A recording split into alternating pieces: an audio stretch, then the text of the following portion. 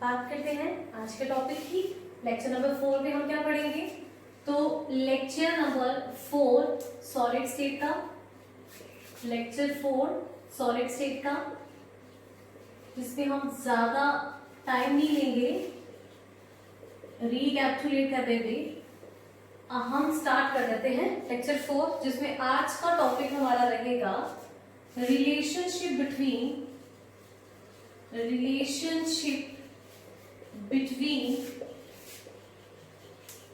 Radius, और radius को represent करेंगे हम आर के साथ, एंड एज लेंथ, और edge length of the unit cell is represented by A. तो भाई बोलता है हमें आज के टॉपिक में क्या डिस्कस करना है, हमें फाइंड आउट करना है रिलेशन, और रिलेशन किसके बीच में फाइंड आउट करना है?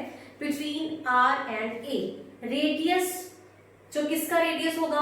पॉइंट सेल का, पॉइंट जो हमारा है यूनिट सेल का जो पॉइंट था, पार्टिकल था, जो एटम था, जो मॉलिक्यूल था, उसका जो रेडियस होगा, उसके रेडियस का रिलेशन किसके साथ निकालना है? हमने यूनिट सेल की एज लेंथ के साथ, और एज लेंथ को रिप्रेजेंट करेंगे हम ए के साथ। तो आज का टॉपिक यही है। आज के टॉपिक को हम नाम तो दे दिया हमने कि हमें ये फाइंड करना है रिलेशन। लास्ट लेक्चर अगर आप थोड़ा सा याद करो तो लास्ट लेक्चर में हमने क्या पढ़े? ब्रेवियस लैटिस, याद है सबको? 7 टाइप ऑफ क्रिस्टल सिस्टम्स मिले थे on the basis of parameters.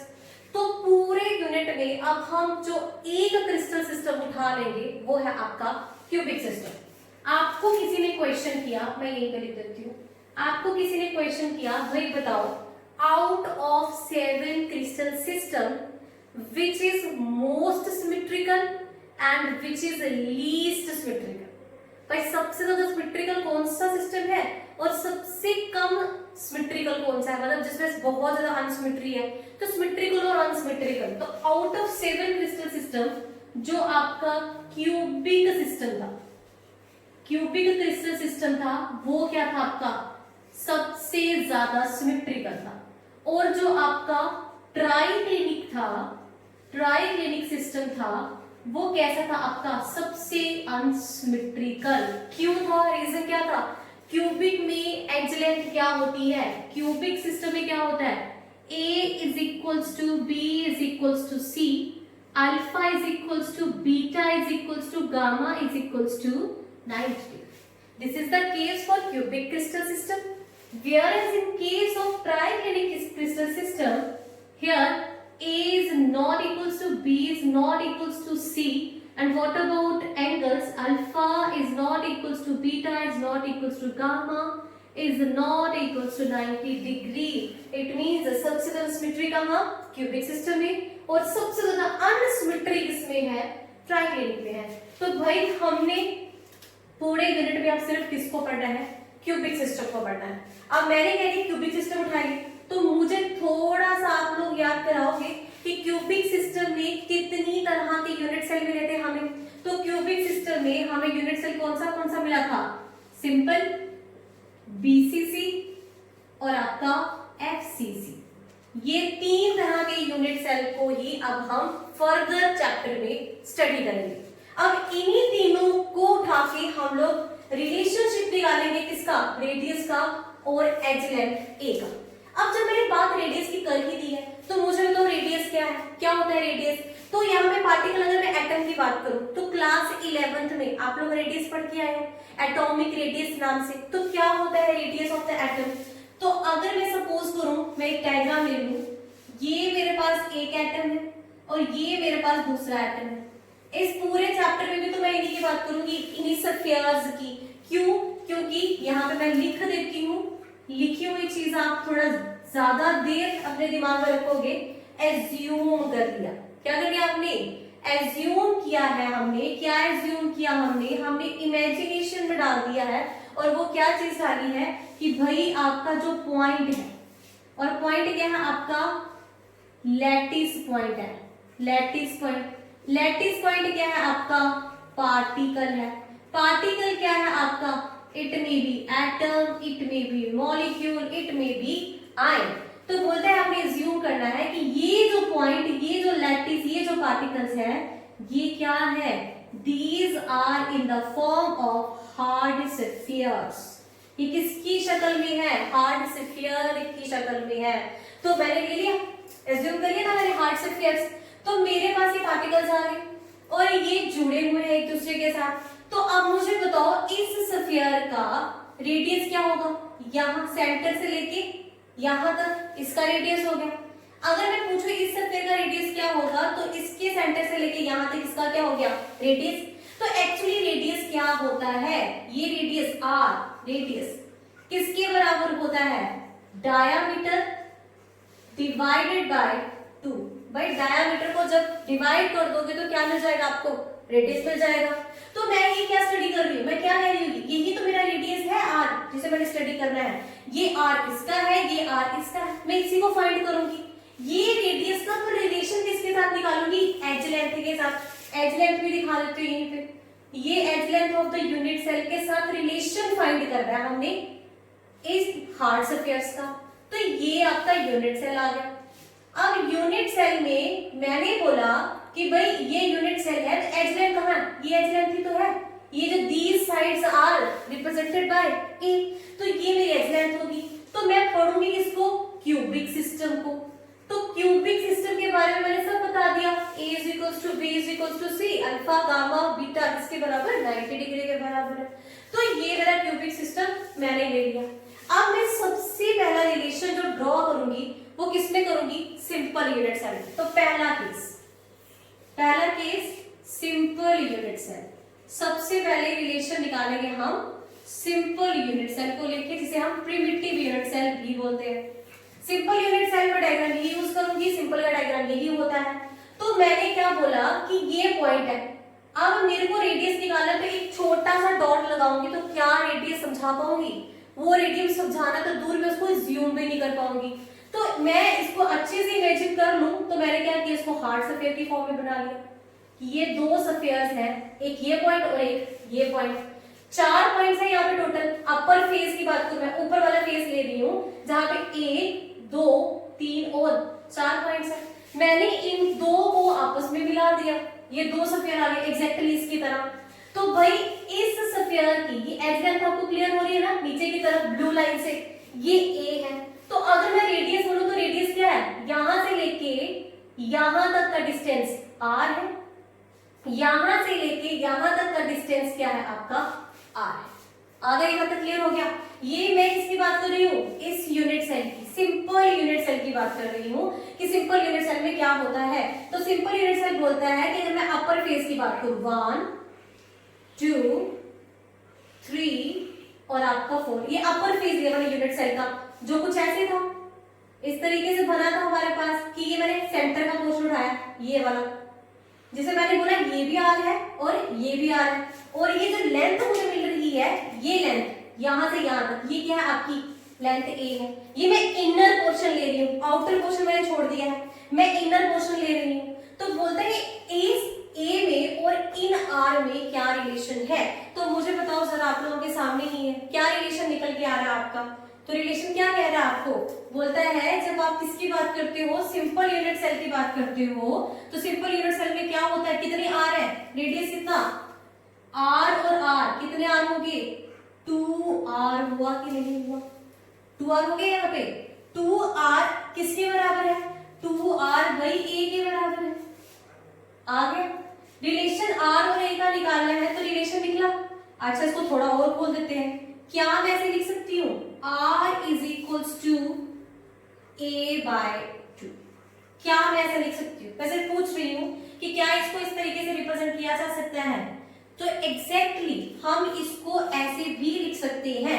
अब ये आया कहां से? देखो, एक आर ये था, एक आर ये था, कितने हो गए आपके पास टोटल? 2r हो गए। अब ये 2r जो थे किसे रिप्रेजेंट कर रहे थे? एक एज लेंथ को कर रहे थे। ए आ गया आपके पास। अब मैंने बोला अगर मेरे को r यहां से लेना है तो भाई 2 कहां चला जाएगा? a के नीचे चला जाएगा। तो मेरा रिलेशन क्या आ गया? r जो रेडियस जो सिंपल यूनिट सेल में वो किसके बराबर होता है? a/2 के बराबर। तो वही तो हम समझ रहे हैं तब से। तो ये सिंपल यूनिट सेल की बात की हमने, इसको इनक्लोज कर लो, आगे हम इसको यूज करेंगे। तो ये तो पहला केस आ गया आपका सिंपल यूनिट सेल का। सेकंड केस लेते हैं। सेकंड केस कौन सा है आपका? सेकेंड केस आ गया आपका face centred unit cell, face centred unit cell. अब फेस सेंटर्ड यूनिट सेल क्या कहता है, ये भी बहुत इंटरेस्टिंग सा है। हो यहाँ कंप्लीट तो नहीं आएगा पर पहले इसके डायग्राम ले लेते हैं। क्या कहते हैं फेस सेंटर्ड यूनिट सेल की, अगर मैं डायग्राम की बात करूं तो ये है उसकी डायग्राम, ये बना दिया फेस सेंटर यूनिट सेल। आगे बात यहाँ तक पहुंच गई, कॉर्नर्स पे भी है और सेंटर में भी है इस तरीके से 1 2 3 4 और 5 ये आपके पास। अब अगर मैं बोलूं upper face is equals to lower face, left face is equals to right face, क्या ये फेसेस आपस में इक्वल है? Front is equal to back face, तो सारी फेसेस इक्वल है क्योंकि हर फेस में अगर टोटल की बात करो तो कितने 1 2 3 4 एंड 5 पार्टिकल्स। अब मैंने क्या किया, एक फेस को उठा लिया, मैंने ऊपर वाली फेस को उठा लिया। अब ऊपर वाली फेस को मैंने उठा लिया, ये ऊपर वाली फेस, इसको ये मैं मार्क कर देती हूँ पूरे ब्लू में, जो ब्लैक पोर्शन है इसको मैंने उठा लिया, इसको मैंने उठाया, इसको साइड में लेके आ गई। साइड में लेके आई तो मुझे बताओ यहाँ पे तो इनको कनेक्ट कर दिया हमने बॉल्स को। अगर मैं सिर्फ ये दो बॉल्स कनेक्ट करूं तो सेंटर वाली क्या बोलेगी, मैं भी तो कंट्रीब्यूट कर रही हूँ उस यूनिट सेल में, तो उसे भी लेना पड़ेगा। अब उसकी कंट्रीब्यूशन लेनी है तो मैंने क्या किया, एक डायगोनल ड्रॉ कर दिया। मैंने जब डायगोनल ड्रॉ किया तो अब क्या देखा मैंने कि भाई अपर फेस जो है वो इक्वल दो ट्रायंगल में बट गई है, दो ट्रायंगल बन गए यहाँ पे। अब दोनों ट्रायंगल इक्वल है, मैं किसी भी एक ट्रायंगल को उठा लेती हूँ। मैंने एक ट्रायंगल को उठा लिया इस तरीके से, ये ट्रायंगल उठा लिया। अब जब मैंने ये ट्रायंगल उठाया तो क्वेश्चन ये आया कि भाई ये तो डायगोनल था, डायगोनल कभी एज लेंथ हो सकती है, डायगोनल एज लेंथ नहीं होगी, वो बड़ा होगा, तो ये तो ए नहीं है, ये क्वेश्चन मार्क लग गया। पर ये दोनों साइड जो है ये क्या है, एज लेंथ है, तो मेरी ये साइड और मेरी ये साइड क्या है, एज लेंथ है, ए और ए। लेकिन मेरा ये डायगोनल ए नहीं है, तो ये किसके बराबर है फिर, तो ये किन से बना है, ये डायगोनल बना है 3 पॉइंट्स को जोड़ के, मतलब 3 सफियर्स को जोड़ के। तो मैं 3 सफियर्स को जोड़ लेती हूँ, मैंने 3 सफियर्स को जोड़ा, ये आ गया सफियर नंबर 1, सफियर नंबर 2 और ये आ गया सफियर नंबर 4। सॉरी 4 तक कहां चलेगी, 3, 3 ही सफियर थे तो ये 3 सफियर बना दिया आपने, 1 2 और 3, ये 3 पॉइंट्स, ये तीनों सफियर आ गए। आप मुझे बताओ तीनों सफियर को मिला के रेडियस किसके बराबर आया होगा, तो देखो एक इसका रेडियस कितना r, सेंटर वाले का रेडियस क्या है, r रखूंगी या 2r रखूंगी, वेरी गुड भाई, पूरी बॉल है यहाँ पे तो रेडियस किसके बराबर, 2r के बराबर, और इसका कितना r के बराबर। आपके पास क्या आ गया, अब आप क्या देख रहे हो कि ये साइड जो है ये किसके बराबर होगी, 4r के बराबर होगी। अब ये मेरा जो ट्रायंगल है कैसा है कि राइट एंगल्ड ट्रायंगल, मतलब angle between these two edge length is equals to 90 degree, ये राइट एंगल ट्रायंगल हो गया। राइट एंगल ट्रायंगल में जहां मेरे पास बेस है, जहां मेरे पास परपेंडिकुलर है, मेरे पास क्या है, हाइपोटेन्यूज है, मैं कौन सा इक्वेशन, कौन सा थ्योरम लगा सकती हूँ, पाइथागोरस। जब मैं पाइथागोरस थ्योरम लगाऊंगी यहाँ पे तो क्या कहती है पाइथागोरस, पाइथागोरस कहती है हाइपोटेन्यूज का square is equals to base का स्क्वायर प्लस परपेंडिकुलर का स्क्वायर, कहती है कि नहीं कहती है, यहाँ तक। अब मैं वैल्यूज पुट कर सकती हूँ, हाइपोटेन्यूज किसके बराबर है, 4r, तो ये आ गया मेरा 4r का स्क्वायर इज इक्वल्स टू मेरा बेस किसके बराबर है, a के बराबर है, तो a का स्क्वायर हो गया, परपेंडिकुलर किसके बराबर है, a के बराबर, क्या हो गया, a का स्क्वायर हो गया। अच्छा इसको थोड़ा और एक्सपैंड कर दें, खोला इसको तो सिंप्लीफाई किया तो 4 2 16, 16r square is equals to 2a square, लिख सकती हूँ कि नहीं लिख सकती, हो सकता है, यहाँ तो हो गया। यहां से थोड़ा सा आगे की तरफ चले तो ये 2 और ये 16, सिंप्लीफाई कर दो, यहीं पे कर सकती हूँ सिंप्लीफाई, मैंने सिंप्लीफाई कर दिया तो ये 8 आ गया, मैं इधर लिख रही हूँ, इधर आगे थोड़ा सा हम बोर्ड यूज कर लेते हैं वरना मुझे रब करना पड़ना था। अब ये आ गया, तो जब मैंने इसको सिंप्लीफाई किया तो इक्वेशन बन गई जी 8r square is equals to किसके बराबर, a स्क्वायर के बराबर। यहाँ तक बात सही है ना? देख लो, यहाँ से यहाँ सिंप्लीफाई कर दिया, रह गया पीछे क्या 8r² और ये किसके बराबर आ गया a² के बराबर आ गया। अगर यहाँ तक बात क्लियर हो गई है तो अब मैं बोर्ड रख करती हूँ और आगे की बात समझाती हूँ। ये उठा के यहाँ पे आते हैं, तो वो 8r² = a² था। अगर मैं इसको थोड़ा रीअरेंज कर लूं तो मैं कैसे लिख सकती हूँ ना, a² = 8r²। वही बात है, मैंने कुछ नहीं किया, सिर्फ a इधर कर दिया, r उधर कर दिया, ये आ गया। अच्छा, अगर हम इस स्क्वायर को यहां ले जाए तो a किसके बराबर आ जाएगा, ये रूट चला जाएगा इसके ऊपर, 8r², यहां तक हो जाएगा। इसको जब आप पूरा ओपन करोगे, भाई मैथ्स तो सबको आता है ना, चलो दिखा देते हैं, एक स्टेप दिखा देते हैं। इसको थोड़ा सा ओपन किया तो क्या आ जाएगा, ये खोलोगे इसे तो 2 × 2 × 2 × r², यहां तक हो जाएगी बात। अगर आगे की तरफ इसको जब सिंप्लीफाई करोगे तुम लोग तो क्या मिलेगा आपको, a = 2√2r, ये मिलेगा आपको जब आप इसे सिंप्लीफाई करोगे। अब यहां से हमें लेना क्या था, relation between a and r। एक तो रिलेशन ये आ गया, मैं अगर r को लूं a के साथ तो r किसके बराबर हो जाएगा, a/2√2। एग्जैक्टली यहां तक पहुंच जाएंगे। एक हमने सिंपल में रिलेशन लिया, एक रिलेशन हमने किस में ले लिया है, फेस सेंटर में। इनक्लोज कर लो इसको भी, दो रिलेशंस आ गए, सिंपल यूनिट सेल में भी रिलेशन ले लिया हमने और एफसीसी में भी ले लिया। एफसीसी कहते हैं r जो रेडियस एफसीसी यूनिट सेल का वो किसके बराबर होता है, a edge length divided by 2√2 के बराबर।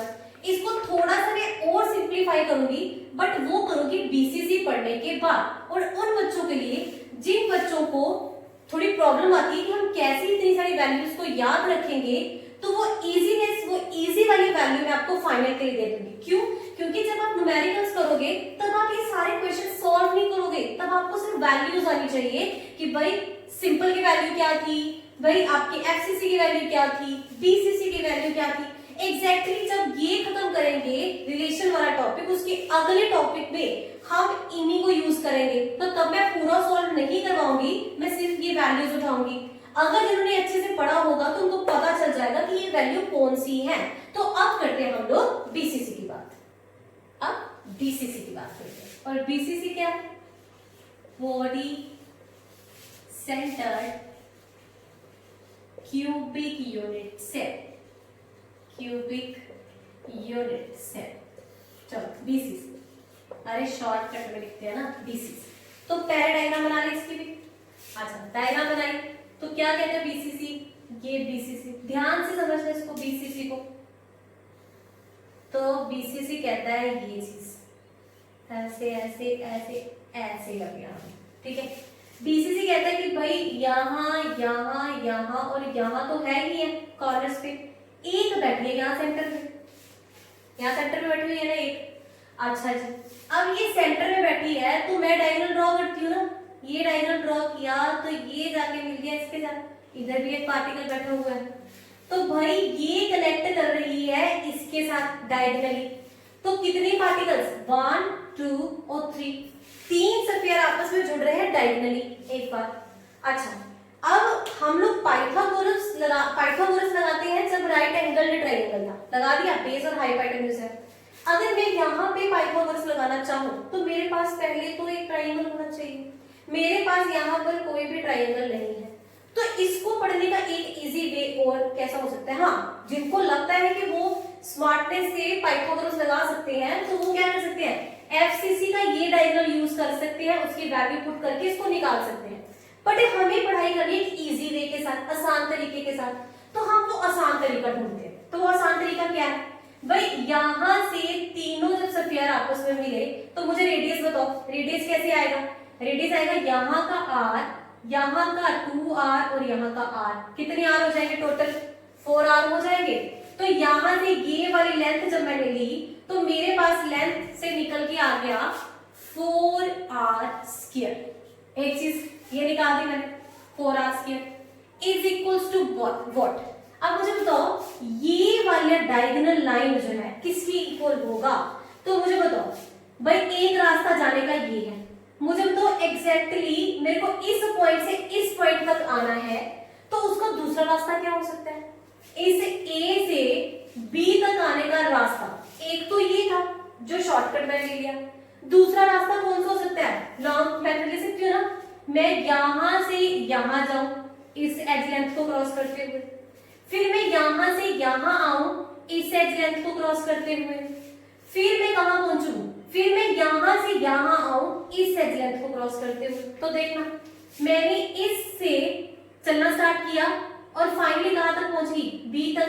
तो मेरे पास दो रास्ते हैं यहां तक पहुंचने के, एक तो ये शॉर्टेस्ट वे है और एक दूसरा ये लॉन्ग मेथड है यहां तक पहुंचने का। तो यहाँ जो लॉन्ग मेथड था मुझे कितने ए क्रॉस करने पड़े? 3 ए क्रॉस करने पड़े। तो 4r जो था वो किसके बराबर है?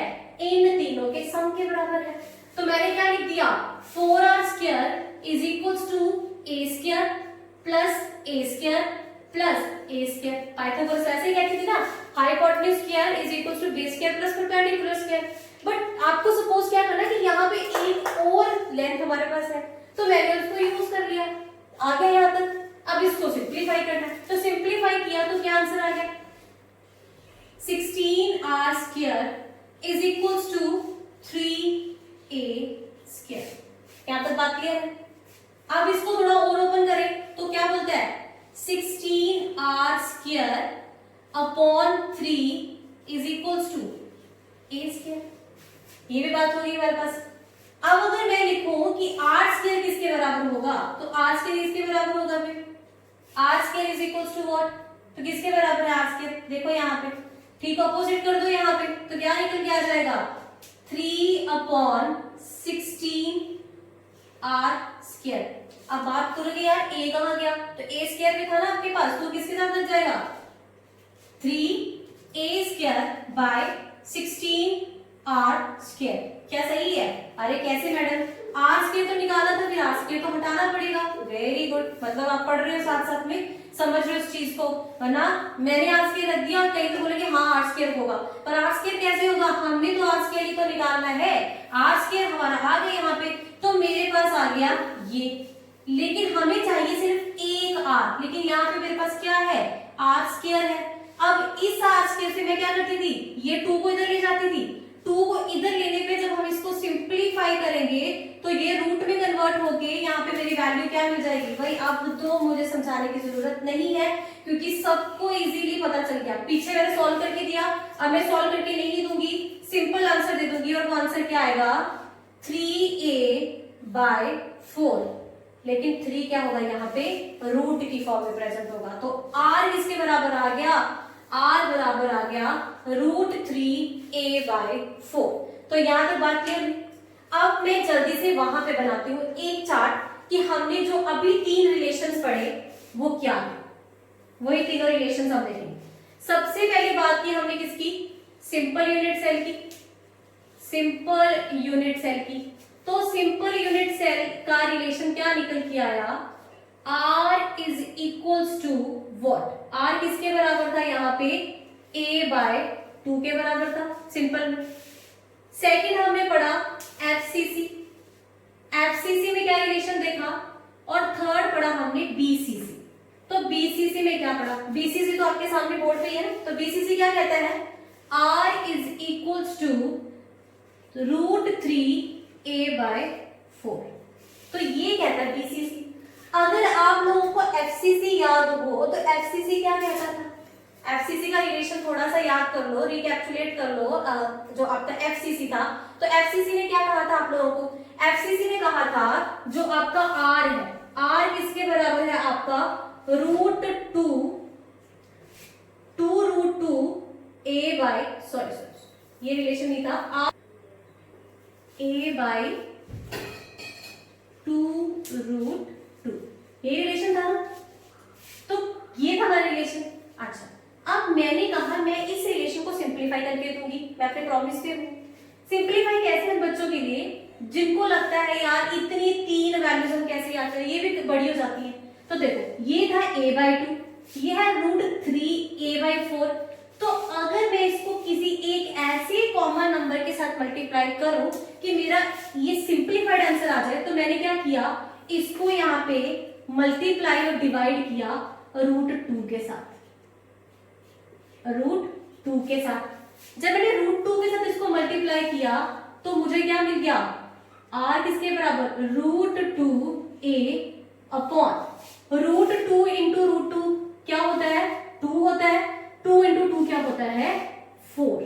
तो ये मिल गया आपको नया रिलेशन, रेडियस और a के बीच में, r और a के बीच में FCC में रिलेशन क्या निकल के आ गया, r is equals to √2a/4। तो अब देखो यहाँ पे ये √2 है और ये क्या है, √3 है, तो बन गया एक रिलेशन यहाँ पे। तो ये तीनों की तीनों वैल्यूज आप याद रखना, आगे के लेक्चर में जो मैं नेक्स्ट टॉपिक में पढ़ा रही हूँ, इसी लेक्चर का नेक्स्ट टॉपिक, उसमें हम ये तीनों चीजें यूज करेंगे। अब हम टॉपिक डिस्कस करते हैं जिसका नाम है, इंटरेस्टिंग सा टॉपिक है ये भी, पैकिंग फ्रैक्शन,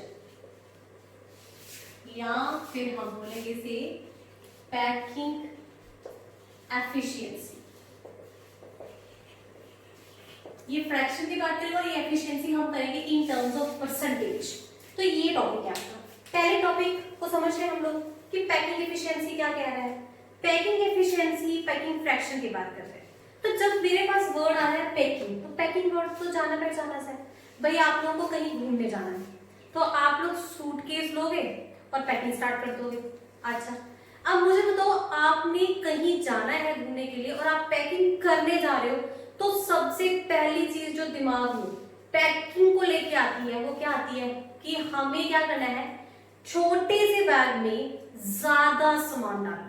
याद है सबकी, तो सबके दिमाग में यही बात होती है कि भाई हमें मजे करने जाना है तो बोझा उठा के नहीं जाना, तो कैरी बैग छोटा होना चाहिए बट उसमें सामान भी ज्यादा से ज्यादा होना चाहिए। तो वो डिपेंड किस पे करेगा कि हम किस तरीके की पैकिंग करने वाले हैं। तो एग्जैक्टली वही पैकिंग एफिशिएंसी भी है, पर वो किस रिस्पेक्ट में है, इधर कोई सूटकेस नहीं है, इधर है एक यूनिट सेल। तो भाई एक यूनिट सेल में जो एटम्स का अरेंजमेंट है वो किस तरीके से हो कि वो मैक्सिमम जगह को क्या कर सके, ऑक्यूपाई कर सके, उसी को हम क्या कहेंगे, पैकिंग फ्रैक्शन कहेंगे। The total respective area of the unit cell which is occupied by the atoms is known as packing fraction. कितना हिस्सा, कितना परसेंट एरिया, कितना परसेंट वॉल्यूम इस यूनिट सेल का एटम्स द्वारा कवर किया जाएगा, उसे हमने नाम दे दिया पैकिंग फ्रैक्शन या पैकिंग एफिशिएंसी। तो अब पहले हम लिख लेते हैं पैकिंग फ्रैक्शन का फॉर्मूला क्या होता है, पैकिंग फ्रैक्शन। तो पैकिंग फ्रैक्शन का फॉर्मूला क्या कहता है, total occupied space by atom divided by total volume of unit cell.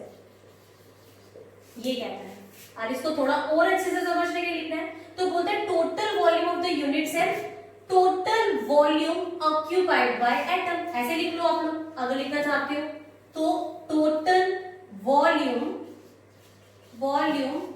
Occupied by atom. पहला वॉल्यूम टोटल कितना है और एटम ने कितना कवर कर लिया, उसी को हमने क्या नाम दे दिया, पैकिंग फ्रैक्शन दे दिया। अब पैकिंग एफिशिएंसी की बात कर लेते हैं। पैकिंग एफिशिएंसी, तो मैंने कहा ना पैकिंग एफिशिएंसी किस टर्म में आएगी, इन टर्म्स ऑफ परसेंटेज। तो क्या लिखेंगे, total volume occupied by atom divided by total volume of unit cell into 100। आपको पता है परसेंटेज, तो कितना परसेंट एरिया कवर किया तो मल्टीप्लाई किससे करना पड़ेगा, 100 से करना पड़ेगा। अब इन फॉर्मूलाज को यूज करना है और वन बाय वन फिर से हमें ये तीनों क्यूबिक सिस्टम्स को स्टडी करना है। कौन सा क्यूबिक सिस्टम, पहला यूनिट सेल आपका सिंपल, फिर आपका फेस सेंटर और फिर आपका बॉडी सेंटर। सबसे पहले बात करेंगे हम लोग सिंपल की। मैंने ये फॉर्मूलाज रब नहीं किए क्योंकि हम इनकी हेल्प लेंगे for the calculation of packing fraction और पैकिंग एफिशिएंसी। तो सबसे पहला case heading simple unit cell. Simple unit cell हम पढ़ रहे हैं packing efficiency in case of simple unit cell. Simple unit cell में एटम्स कितना परसेंट एरिया कवर करेंगे वो फाइंड आउट करेंगे। तो सिंपल यूनिट सेल की डायग्राम देख लेते हैं। सिंपल यूनिट सेल की डायग्राम ये बना दिया। बार बार डायग्राम्स की हेल्प लेनी है, डायग्राम ही हमें हमारे अल्टीमेट एम तक पहुंचाएगी। तो सिंपल यूनिट सेल ये आ गया। एटम्स कहाँ प्रेजेंट है? कॉर्नर्स पर प्रेजेंट है। ये सिंपल यूनिट सेल की डायग्राम आ गई।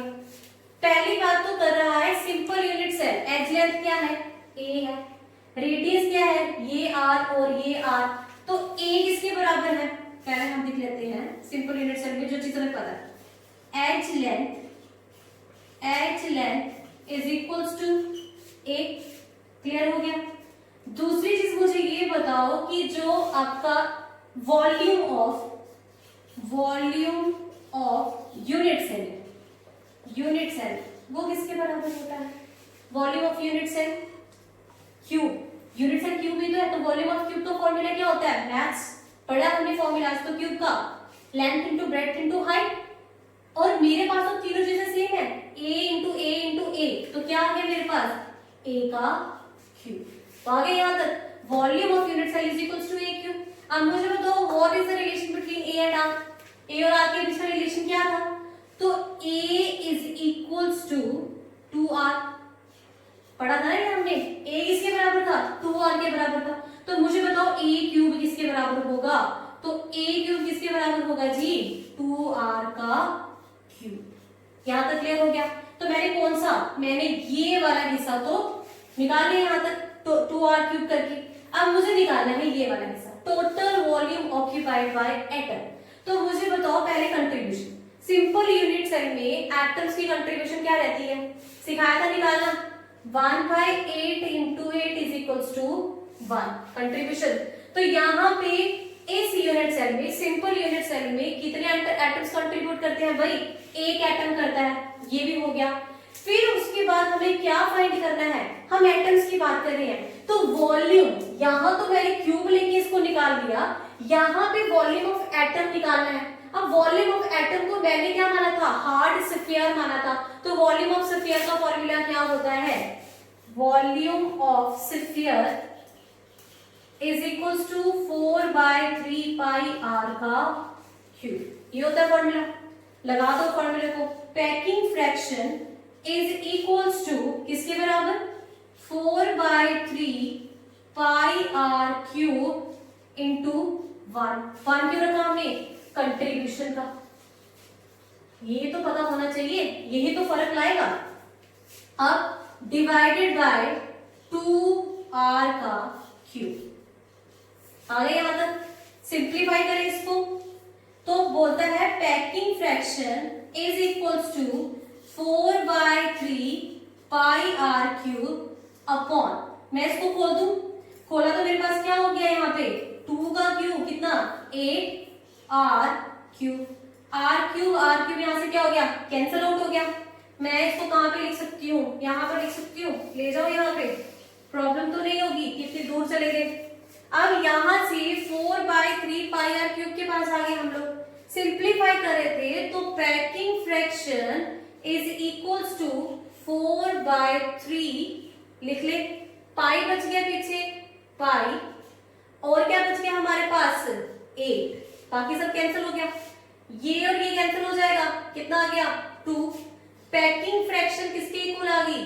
पाई/6 के इक्वल आ गई। पाई की वैल्यू क्या होती है? 3.14 डिवाइडेड बाय 6। तो जब आप इसको सॉल्व करोगे तो वैल्यू आएगी 0.52। तो भाई ये थी पैकिंग फ्रैक्शन। कितना कवर किया उसने volume? 0.52 fraction. In terms of fraction, इतना फ्रैक्शन यूनिट सेल का किसने कवर कर लिया? एटम्स ने कवर कर लिया in case of simple unit cell. ये तो मैंने अभी पैकिंग फ्रैक्शन निकाली, बट अभी निकालना क्या बाकी है? Packing efficiency. तो पैकिंग एफिशिएंसी क्या आएगी? Packing efficiency is equals to 0.52 into 100।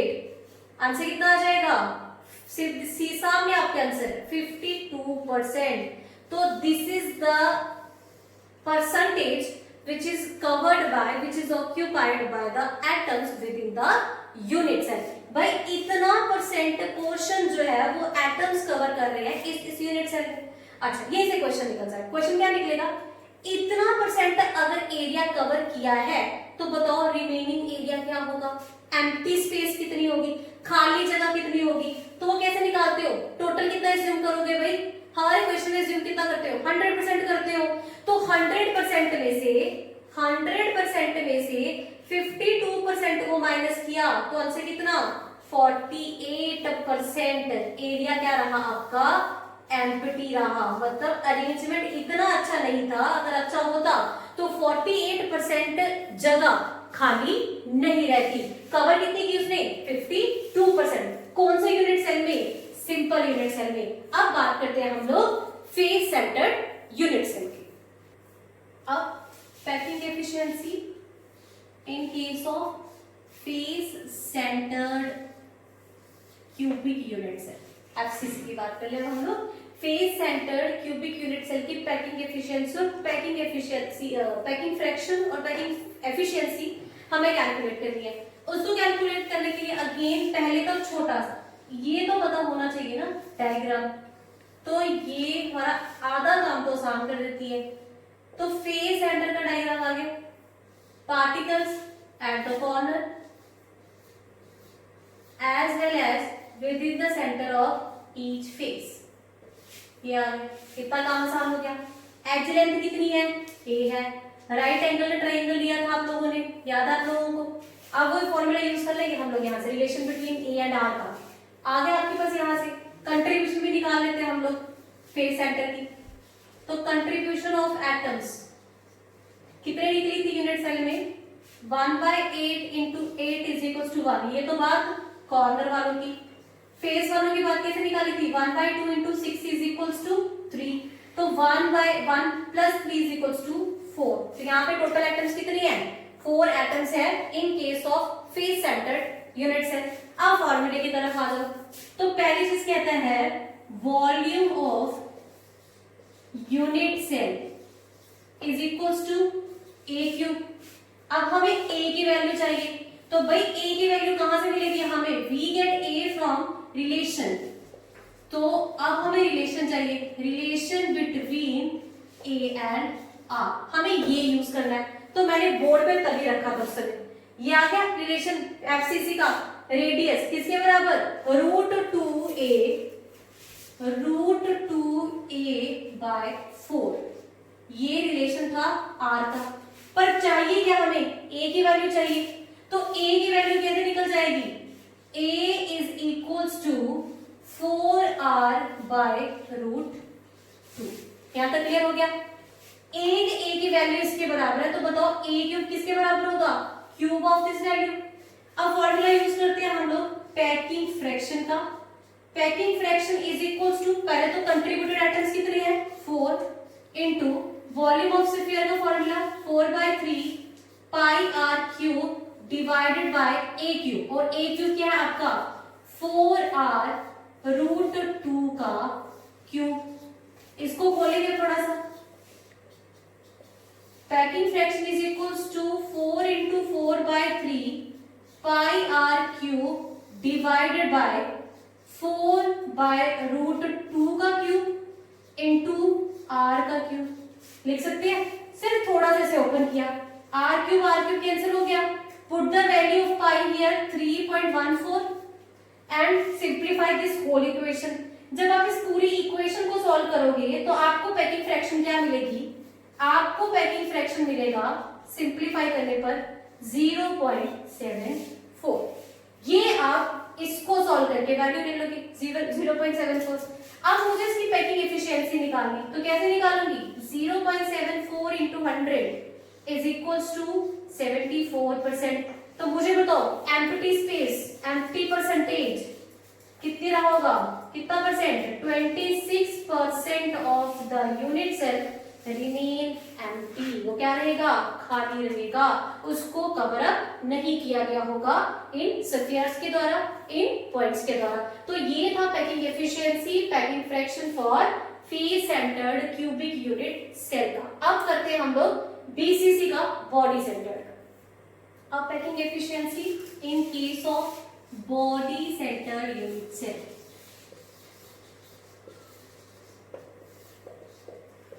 आ गया बीसीसी। बीसीसी कहती है particles are present at the corners of unit cell as well as one particle is present within the center of the units। ये था diagonal draw किया था हमने, यहां से 4 आ गया था। अब मेरे को यही से रेडियस और ए का रिलेशन लेना पड़ेगा, ये रिलेशन यूज करना पड़ेगा। तो वैसे स्टार्ट करते हैं। सबसे पहले volume of unit cell, unit cell पहले समझ आ गई, तो ये तो फिर विद इन सेकेंड्स में हो जाएगा। यूनिट सेल क्या फॉर्मूला है, ए क्यूब है आपके पास।